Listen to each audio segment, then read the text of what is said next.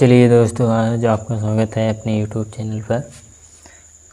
दोस्तों, आज के वीडियो में हम आपको हिंदी गद्यांश में चैप्टर नंबर 5 बताएंगे, जो कि पद्मलाल पुन्नालाल बख्शी जी का है। क्या लिखो। चैप्टर है 5वां, क्या लिखूं। जो गद्यांश हैं जो अक्सर परीक्षाओं में पूछे जाते हैं उनको हम आपको बताएंगे। तो दोस्तों, वीडियो शुरू करने से पहले अगर हमारे चैनल पर नए हों इनको सब्सक्राइब कर लें और बेल आइकन को ऑन कर लें, ताकि आने वाली हर एक वीडियो सबसे पहले आप तक पहुंच सके। इसलिए शुरू करते हैं अपना वीडियो। देखेंगे कि इम्पोर्टेंट है, अत्यधिक परीक्षाओं में पूछा गया गद्यांश को बताएंगे। तो ये कि 15 BC में, 17 AF में, 18 HA में, 20 MC में, MF में और 2024 HD में पूछा गया गद्यांश है। ये देखेंगे। जो गद्यांश है वो है, जो तरुण संसार के जीवन संग्राम से दूर है उन्हें संसार का चित्र बड़ा ही मनमोहक प्रतीत होता है। जो वृद्ध हो गए हैं, जो अपनी बाल्यावस्था और तरुण अवस्था से दूर हटाए हैं, उन्हें अपने अतीत काल की समृद्धि बड़ी सुखद लगती है। वे अतीत का ही स्वप्न देखते हैं। तरुणों के लिए जैसे भविष्य उज्जवल होता है, वैसे ही वृद्धों के लिए अतीत। वर्तमान में से दोनों को असंतोष होता है। तरुण भविष्य को वर्तमान में लाना चाहते हैं और वृद्ध अतीत को खींचकर वर्तमान में देखना चाहते हैं। तरुण क्रांति के समर्थक होते हैं और वृद्ध अतीत गौरव के संरक्षक। इन्हीं दोनों के कारण वर्तमान सदैव क्षुब्ध रहता है और इसी से वर्तमान काल सदैव धारों का काल बना रहता है। तो ये हमारा गद्यांश हो गया। संबंधित जो प्रश्न पूछे जाते हैं उनको आप देख लीजिए। प्रयुक्त गद्यांश का संदर्भ, रेखांकित अंश की व्याख्या और ये जो है 6 नंबर में प्रश्न दिए गए हैं। तरुण और वृद्ध दोनों क्या चाहते हैं। तरुण जीवन के संग्राम के अनुभव किस प्रकार से देखना चाहते हैं।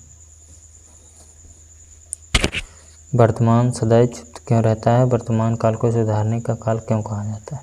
संदर्भ है, आप संदर्भ लिखते हैं।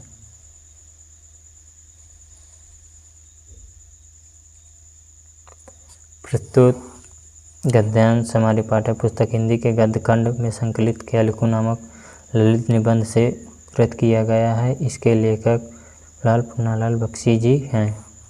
रेखांकित अंश की व्याख्या।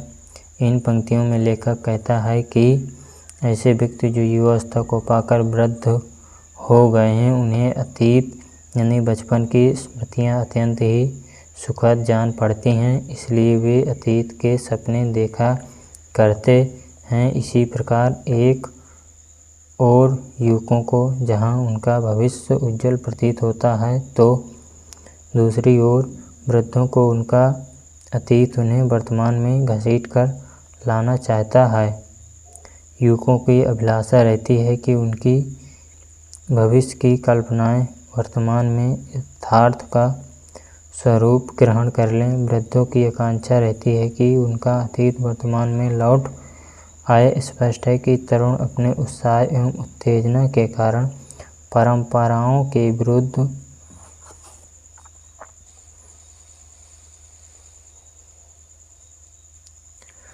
क्रांति के समर्थक होते हैं और वृद्ध अतीत की महान परंपराओं और जीवन मूल्यों को बनाए रखना चाहते हैं।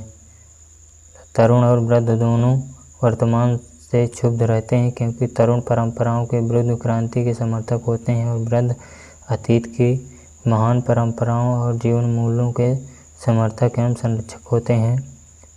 हमारा तरुण जीवन के संग्राम के अनुभव वर्तमान में ही सुखद और मनमोहक देखना चाहते हैं। तरुण क्रांति के समर्थक होते हैं। बुद्ध अतीत, गौरव और संरक्षक, इन दोनों के वर्तमान के कारण वर्तमान सदैव क्षुब्ध रहता है। वर्तमान काल को सुधारने का काल इसलिए कहा जाता है क्योंकि तरुण भविष्य में वर्तमान में लाना चाहते हैं।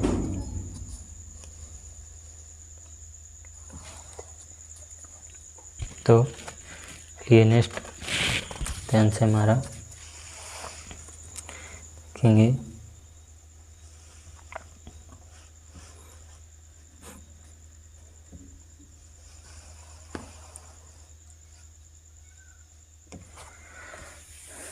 नंबर यानी कि माने तो इस वीडियो का दूसरा, और अगर किताब से माने तो 6वां गद्यांश है।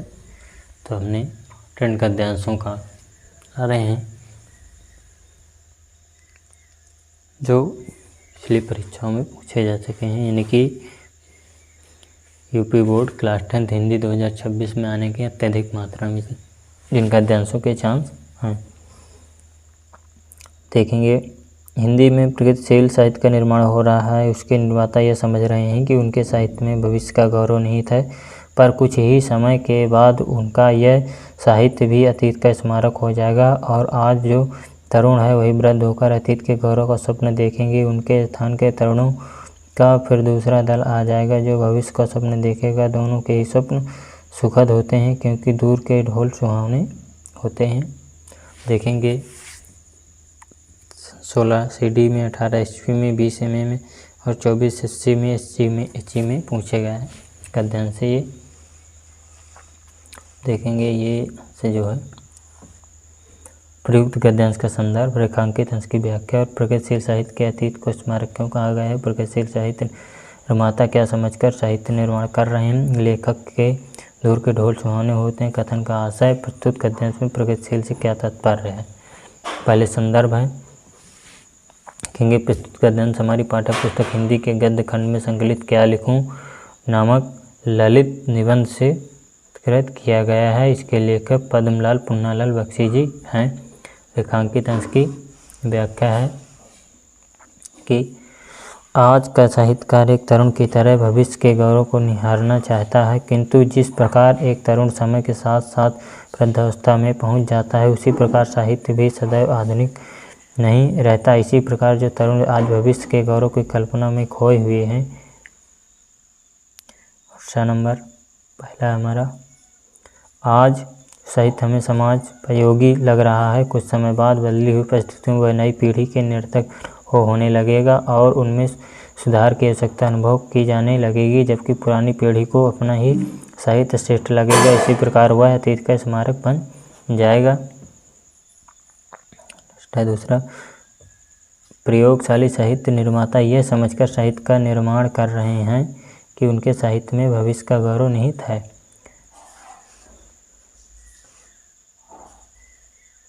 हमारा, दूर बजने वाले ढोलों की सत्ता दूर तक नहीं पहुंच पाती, दूरी पर ही वह मधुर प्रतीत होता है।